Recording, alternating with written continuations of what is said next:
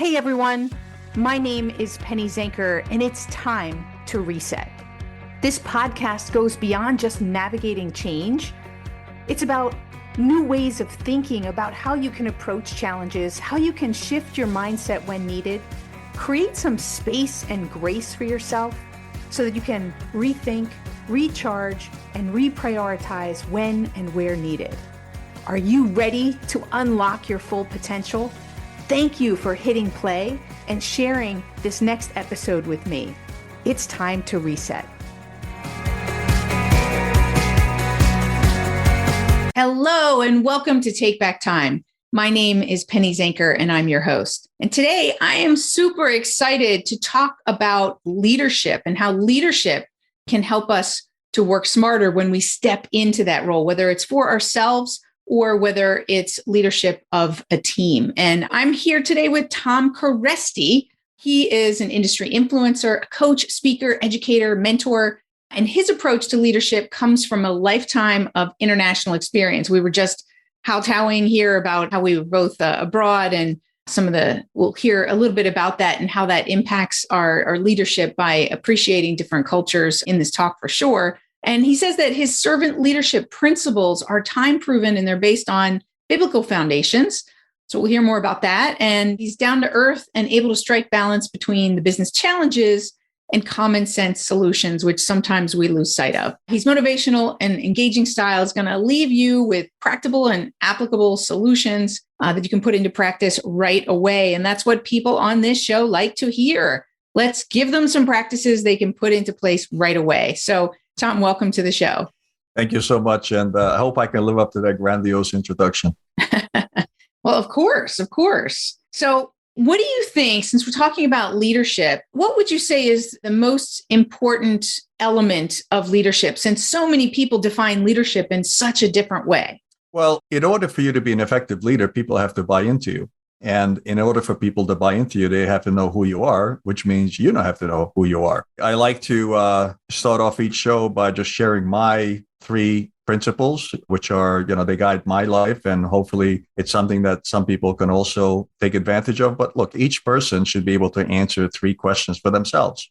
The first question is, who are you? The second question is, what are you passionate about? And the third question is, what are you good at? Because in fact, look, if you don't know who you are and people don't know who you are, it's going to be difficult to lead other people. If you're not passionate about what you're doing, people don't want to follow you because you don't have passion about it. And if you're just not good at it, then again, people probably are not going to follow you because they don't think you're good at what you're doing. So my 3 answers for that is, who am I? I'm a servant leader. And the second question is, what am I passionate about? I'm passionate about making people better, making products better, making companies better, and hopefully making the world a little bit better. And then the third is, what am I good at? I'm pretty good at mentoring and leading. So the beauty of that equation is no matter what situation you put me in. So let's take an example that leading of a department, a company, or I'm leading a company itself. I can be a leader in a company and I can serve my employees. I can serve my customers, or at home, I can serve my family.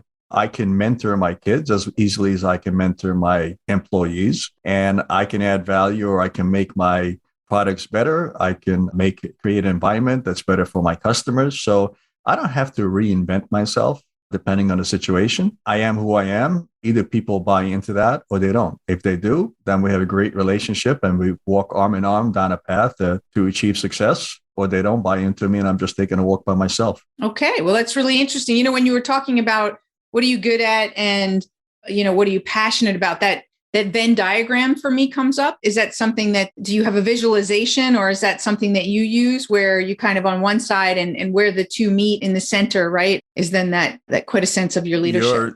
You're 100% correct. It's a Venn diagram. It's actually 3 circles. So again, who are you? What are you passionate about? Right, and 3. What are you good at? And then where that meets, that's where you should be spending your time. That's where you should be spending your effort. And then you will be successful. So many people I hear, they basically punch the clock. They hate their job, or they not passionate about their job. They just go to work because they need a paycheck because they have to pay their mortgage or whatnot. Or some people think they're good at something where they're actually not that good at it. So if you find that C spot where those 3 circles intersect, you will lead a successful life and happy life, right? Happy life. Yeah. I guess it depends on, hopefully everybody's definition of success includes happiness, but I think a lot of people think of it more as financial. So I just wanted to point that out, that when you can be who you are and that's authentic, right? Authentically you, and you're passionate about a particular, and you're good at it, absolutely. I would imagine that that's where, I feel like I'm in that spot, and I feel like it brings me a lot of joy. So,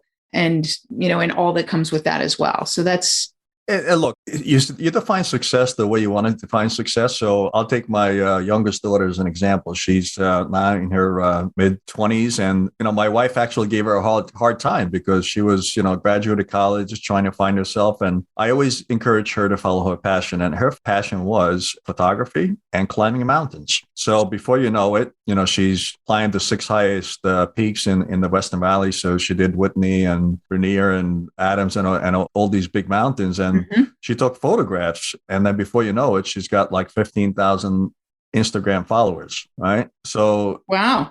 But she's still not making money, right? So, then she gets a great offer from Kodiak, which is Pancake, company, and she's doing their social media because she just followed her passion. She was very good at climbing mountains, and she was very good at photography. So she was a great, creative genius, and she was kind of found in herself. So she found, who she wanted to be, and then, the income came because the job came. So now she's doing exactly what she loves to do. Wow, it's like great story. Yeah, that's a great story. So so many different directions we could go in, but coming back to, so those are your 3 sort of quintessential areas for people to look at themselves, and that's where they're going to be the strongest leaders, right? So when they're in that place. So, let's talk about, that's how they lead themselves, is finding themselves in that place. I want to ask this, but I don't want to ask this because I don't know where it's going to take us. But like, what about that person? You mentioned there's that person who is just getting a paycheck, and they think, well, maybe in their head, they're like, well, I'm not meant to be a leader, and I'm, this is as good as I'm going to get, or whatever stories they've told themselves that keeps them going into that same job that they really don't like every day and staying there. What do you say to that? What do you say to them? Look, take a risk, bet on yourself, and do something that you love doing, because life is too short. Life is too short to waste an opportunity, waste your talents, because I'm sure you are good at something. And if you're good at something and you love, the reason you got good at it, because that's where your talents are, and you like doing it and you got better at it. I love playing tennis. It's one of my hobbies. I'm not good at it enough to make money on it, right? But I love doing it. It's one of my passions. I watch it, I play it. So I think it's that combination of finding what your passion is and what you're good at. And everybody is good at something.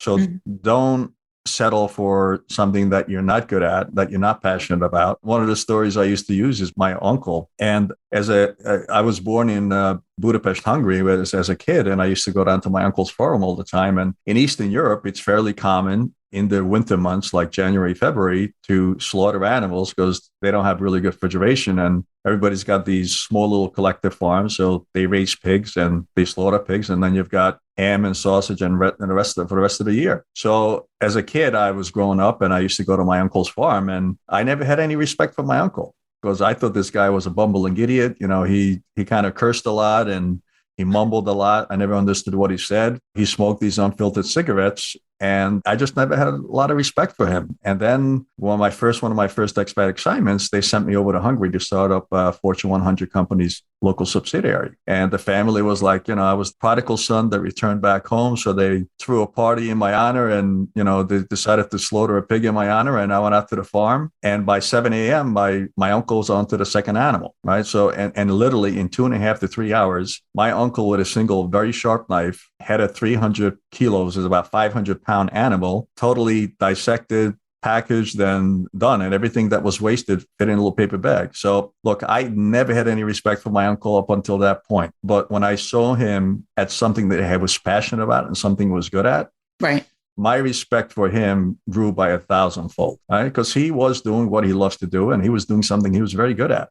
So to all your audience, if you're wasting your life in something you hate to do, just look, take a risk, walk away from it, and do something that you love, and you will be compensated for it. Yeah, that's another great story, is that sometimes we don't see other people's genius and where their special skills lie. And that doesn't mean that it doesn't exist. And it doesn't mean, right, that it's not something worthy of following. It's just, it's your own, whatever it is. And so I think also, I'm one of those kind of conservative people, and I might be like, well, I'm not going to drop everything and go after that, but why not start on the side, right? There's plenty of opportunities to do some things on the side and to take that personal leadership to keep moving it forward, pushing the boundaries. Like when I think of a leader in that sense, is I think of somebody who's willing to, go through that jungle and sort of start having a sharp knife and cutting through the way, right? Because somehow they know that, they're going to get to that destination and they're going to help people to follow them and see that vision and follow after them. So, that maybe, I don't know where that... The other thing is, people are risk averse and they sell for stuff because they're afraid of failing. Mm-hmm. And that's natural, right? But the fact is, if you go through life and you haven't failed, that means you haven't tried. Yeah, and most successful people failed multiple times, including myself. I mean, in my book, C-Suite and Beyond, I talk about many times where I failed and what I learned from it. And I also talk about success stories there. So most people over-exaggerate failure. And that's why they say, if I risk it all and I fail, what's going to happen to this? What's going to happen to my family? Am I going to lose my house? Blah, blah, blah. And in fact, when you fail, it doesn't exactly feel good because nobody wants to be a failure. But if you make mistakes and you make them quick and you make them cheap and you learn from it, they call it failing forward. Fail, learn from it, fail again, learn from it, fail. And then sooner or later, you'll find yourself being successful. So don't be afraid of failure. It's part of life. Absolutely. Absolutely. So, let's come to the point of influence, right? You talked about then people will follow you and you'll be able to influence others. That's an important point if somebody is selling, if somebody is leading the way, whether they're running a company, they're in a department, right? There's so many influence is so important in our lives in every different area. What's some words of wisdom that you'd give around helping people to build their influence? Couple. Obviously, and I talk a lot about my book because that's really my lifetime of experiences. But in the book, I talk about the 4 keys of leadership success. And, those 4 keys will help you influence others, right? So if, the first key is your character. So if people buy into your character about who you are, you will have a better chance of influencing somebody else of your ideas, right? If you're not really sure who you are, if you're not really sure about what your values are, you're going to have more difficulty influencing others to buy into your ideas. And by the way, very important is your character and your reputation. Those are 2 different words, but a lot of people think they are somebody with their character, but then when other people view them, they're a little bit different. So in an ideal world, if your character lines up with your reputation, you're good to go. If your reputation is something very different than your character, then I'm not sure if you really know who you really are because you're acting differently than you believe you are. That designation there, that distinction between the two so that people really, and it's important to step back and see how you're perceived. In the beginning, you had said, this is who I am and doesn't matter, whether you like it or not kind of thing. You didn't say it exactly like that, but I can't remember exactly how you said it. But, my mind came up as, well, perception is important. But I think now I understand what you're saying is that you do need to have a perception and understand your reputation. You just need to, make sure that that's aligned. If you want to show up a certain way, then, you can test the waters and check and see, are you really being perceived that way? Absolutely. So character is important. And the other thing people make a mistake is they say, look, I will become a leader when I get the corner office, or I will become a leader when I get a position. We were doing an acquisition a number of years ago, and we had a number of individuals that walked into the room. Everybody kind of took their business cards out and, this guy's a vice president of this and, marketing, this guy's a vice president of that. And, I had a business card too. So I handed my card out and this guy in the room doesn't have a business card. So we sit down and start discussing, and probably about 20 minutes into it, it's crystal clear to me that if anything's going to happen with this acquisition, it's going to go through Mike. Mike is the decision maker. He's the influencer, and he's the one guy that didn't hand out a card, right? So it's not so much about a title. It's really about how you conduct yourself, and you become a leader. You don't have to be in a corner office. You could be in the middle office, or you maybe just have a cubicle. Yep. It doesn't mean you cannot be a leader. People will still buy into you because how you act, what your words are, what your thought patterns are, and you can influence others to follow you. Absolutely. I think that no matter what position we're in, we influence others, right? So my kids influence me, I influence them, right? So doesn't really make a difference. And, of course, there might be situations where your boss is maybe making the final decision, but that's why we call it influence, right? It's how you show up. And of course, if you're really passionate and behind something and you believe in it and can argue it to somebody who's running the project, they may be able to say, okay, run with it. I mean, I've seen that more often than not. I was actually in a position where I offered project and a way forward that was going to be the biggest budget that was ever spent by the company. But they went with it because of the research that I did, how confident I was that it was going to be the best solution for us and so forth. So, you can, even if it's never been done before, people are listening and you can influence them to move forward in that direction if it makes sense. Yeah. Just a quick tip. This is something that anytime two people have a conversation, or maybe you're a salesperson sitting across from the purchasing individual and you're trying to sell them a product, anytime you have a discussion between two people, there are three questions each person asks themselves. And the first question is, do you care for me? The second question is, can you help me? And the third question is, can I trust you?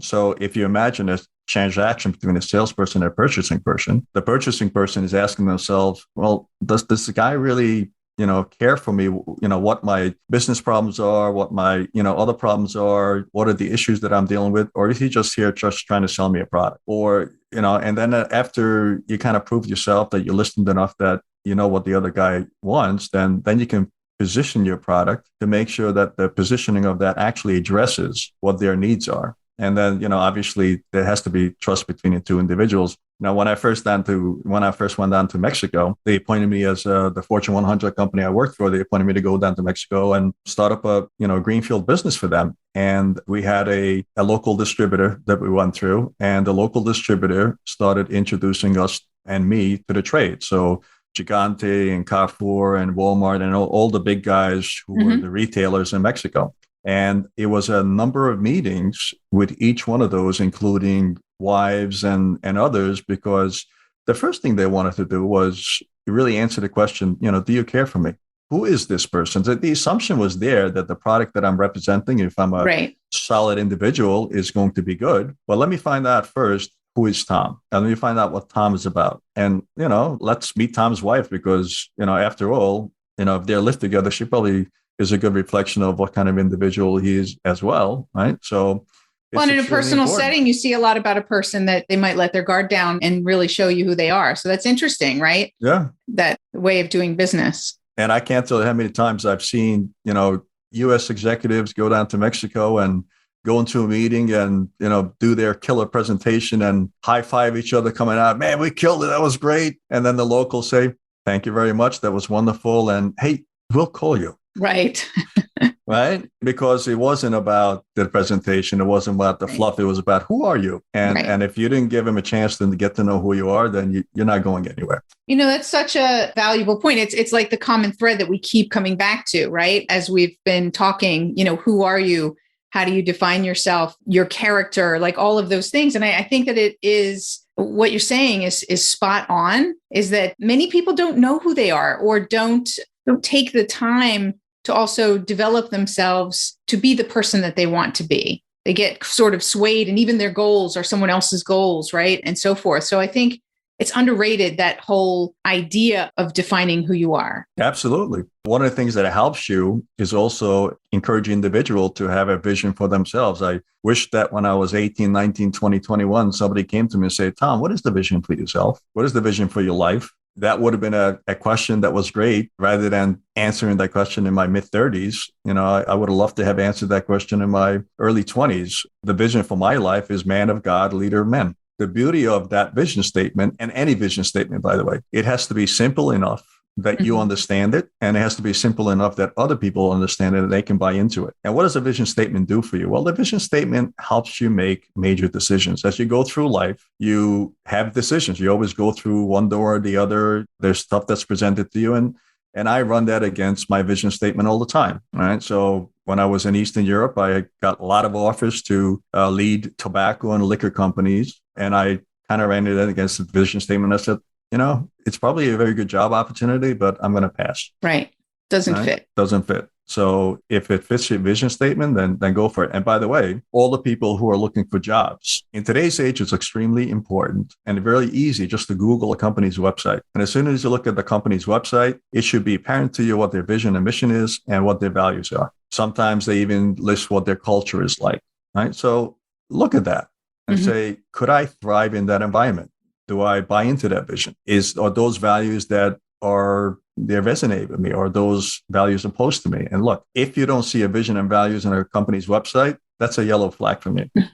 And for each individual, when they run those visions and values against their own, then if there's no conflict, please go take the interview and you'll probably thrive in that environment. But if it doesn't feel right, don't take the job. Don't even take the interview, because I guarantee you in 6 months to a year, either they're going to ask you to leave or you're going to leave on your own because you don't fit in. That's a great point. So do you have a method for creating a personal vision statement, or does it come down to what you just said, something very simple, and easy to say and repeat and see and communicate? It's got to be easy, right? Because it has to be actionable. So that was mine. If you take successful companies, you take a company like Nike, right? We unleash human potential. So it's simple enough to understand, it's simple enough to buy into, that Nike is about unleashing human potential, right? Now, Puma, which is also a successful company, theirs is, we are the fastest brand on earth. They're two very different vision statements. But guess what? Puma, the spokespeople for Puma or the endorsements of Puma are like guys like Usain Bolt, guys like Michael Schumacher. They're, the fastest people on earth, right? So it's going to define your business strategy. It's going to define the products you launch.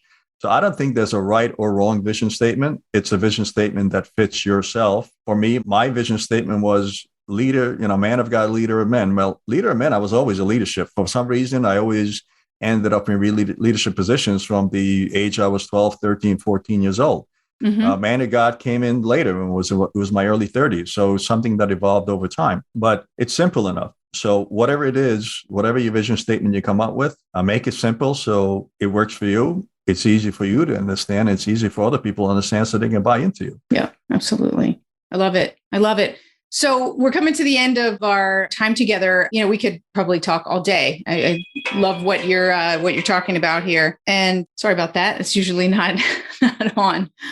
So, is there any final words that you wanted to share that you didn't get a chance to share while we were talking? No, your show is about taking time back. So I'll kind of get back to my original point is, look, time is all we have. So don't spend your life on something you're not passionate about. Don't spend your life on something that you don't like or you're not good at. So really figure out who you are and where you want to go, what's your long-term vision, and just that's where you should focus and that's where you should spend your time, because you and I have both the same time. And I hear a lot of things about time management courses and time management. You can't manage time. You and I have the 24 hours. All you can do is manage your priorities. And by the way, I don't care if you're an individual or if you're a billion-dollar organization. It's the same thing. The same thing. You just kind of say, okay, how do I spend my money? How do I spend my time? Prioritize that. And if you make the right priorities, then you'll be successful. Absolutely. Well, thank you so much for being here. Thanks for having me. Is there a link or a way that people can reach you? We'll put that in the show notes. Yeah. So the easiest thing to do is just go to Amazon, look for C-Suite and Beyond, the 4 Keys to Leadership Success. And, then you find the book, and it's just a collection of failures and successes. So if you want to go to my website, and it's, I'm blessed with a unique name and I'm cursed with a unique name. If you're looking for Kereszti, you'll find me, my daughters, and my sister. That's about it. So Kereszti,